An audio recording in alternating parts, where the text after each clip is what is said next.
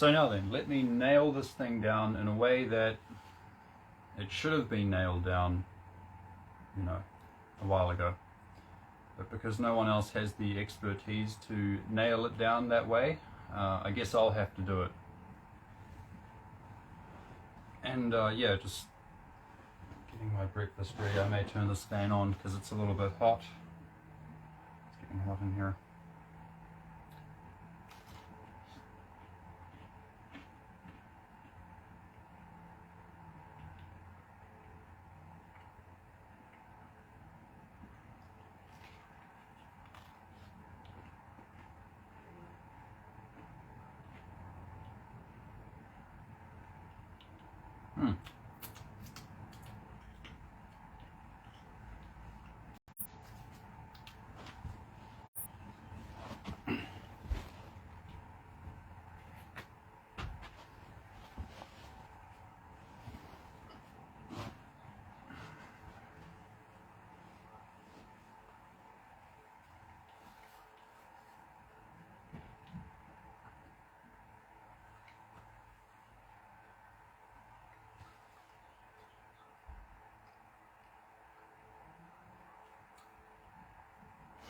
So Qigong, you know, Qigong training versus, you know, typical martial arts training.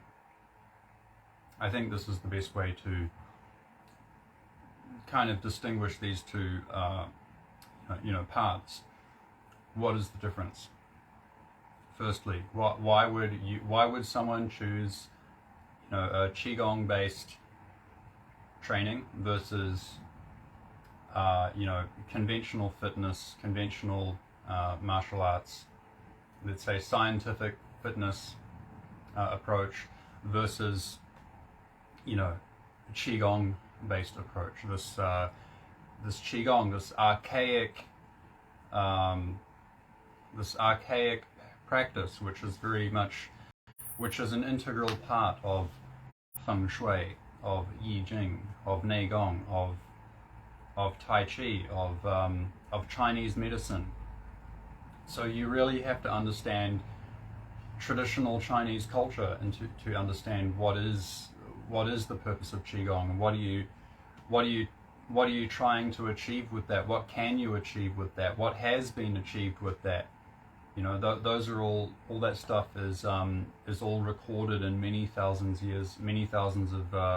years of history, and there's been many commentaries. Different masters have made different commentaries on stuff that they achieved, and then, you know, stuff that they couldn't achieve. They said, oh, I'm having a problem with this, and this was my current level at this time. This is what I was able to achieve, and then, you know, hopefully the next generation picked up on that. So that's been going for many thousands of years within the development of Qigong, of you know, of Chinese martial arts, of Chinese medicine, and a lot of things. Is how those things have been developed, and that's, you know, you have to see what the nuts and bolts of that are. It's different nuts and bolts than a you know, typical modern scientific training method, you know. So there's too many details to go into. It would take too long. But basically, you know, Qigong is a way to change. It works on a much more fundamental level. You know, you're starting with your whole lifestyle, actually, with Qigong. You're starting with your whole lifestyle, and of course that's also there in modern scientific training, but it's a much bigger deal in Qigong. The lifestyle, diet, you know, and all of the different areas of your life that can be balanced, and that have some kind of breath, some kind of exchange. You know, whether that's the air that you're breathing, or that's the exchange of electrostatic charge, of the electric and magnetic energy that's happening between you and the earth all the time. And as you're breathing, there's also a process that's happening there is an electrostatic charge on the air, and that is taken into the lungs and is absorbed through all of the fascias of the body. And is that something that modern scientific training is aware of? No, it's not. For example, here is a diagram that I drew of the fascia and the importance of this kind of training. And Qigong, basically, a way to understand that. In Qigong, the body is, you view the body as many different, you see these are just like different cells, like how cells are in a bamboo.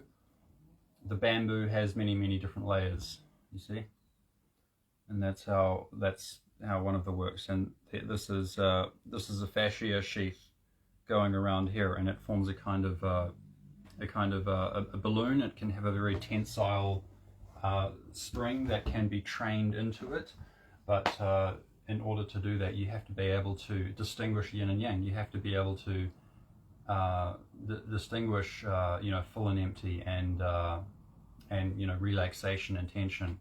And that's really difficult to do that. Like, you almost have to make some kind of you have to make a sacrifice for the first, like, 5, or I'm not kidding, like 10 years of Qigong. If you're really serious about getting anywhere in Tai Chi, achieving the 5 basic energies, and if you're even more serious about Qigong, and you want to learn about transferring, you want to learn how to heal yourself or to heal other people, or to use feng shui, or to use I Ching to make $1 million, blah blah blah blah. You have to know this stuff, and you have to be able to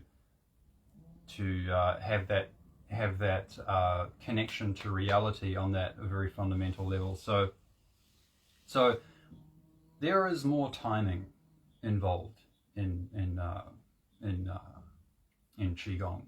I would say timing is a bigger deal. There is more, there's more consideration of the different cycles that are happening around.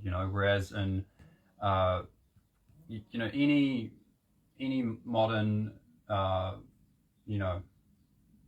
kickboxing routine, or MMA routine, or Krav Maga routines, or what's another one? Those other CrossFit, and all that stuff. This is very looking at specific muscle groups, looking at specific skills, specific types of endurance, and there is not really that much of a connection to nature as Qigong has, because that's not the point. It's a different kind of development. So then why would you choose one over the other? It's easy. So conventional, CrossFit or gym work, like 99% of the stuff, okay, there's a few crossovers here and there, but like 99% of the stuff is for people that already have it's for people whose body can already do that. Whereas Qigong is basically, this kind of training, it can cater for a person who may have a congenital defects, who may not have been as blessed as the people who can just go and do CrossFit or MMA, who can just go up and get up and do MMA and CrossFit, all these things. And of course, sure, so don't get triggered. Of course, there is a very gradual way that you could train. If you say just doing MMA and no interest in Qigong or anything, you're just doing like CrossFit, or you're becoming a long distance runner, or any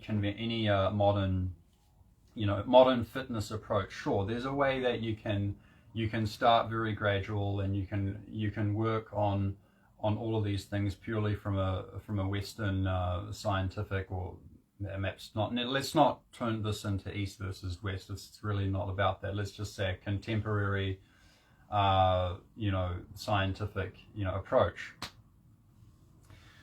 But there's still things that it's not going to change. For example, there is no regard for this exchange of electric and magnetic energy, which is very well understood in Qigong. Of course, back you know, how many thousands, hundreds or thousands of years ago, as they were developing this thing over the time, they hadn't mastered electromagnetic and electrical energy like we have in an industrial way back then. But they are in their body, they're doing meditation, they're doing, you know, they're doing the sensitivity exercise. Of course they can feel that.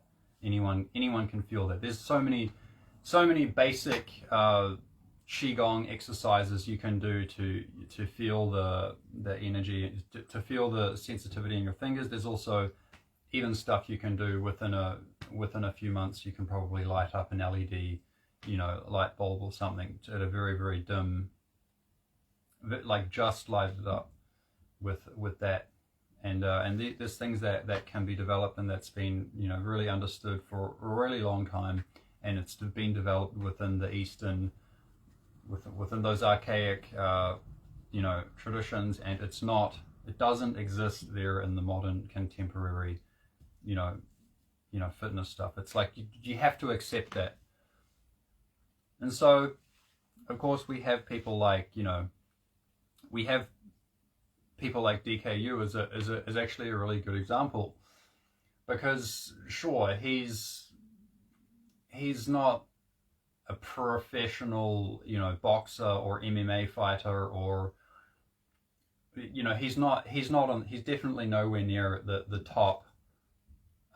You know, he's not really in there with the top guys, but he wouldn't have been able to do, he would not be at the level where he's at now if it wasn't for his Qigong training. Because if you understand, you know, what background he came from, he was he had a few congenital defects, he was in a car accident, he had some brain surgery, you know, and a few more things like that. So yeah.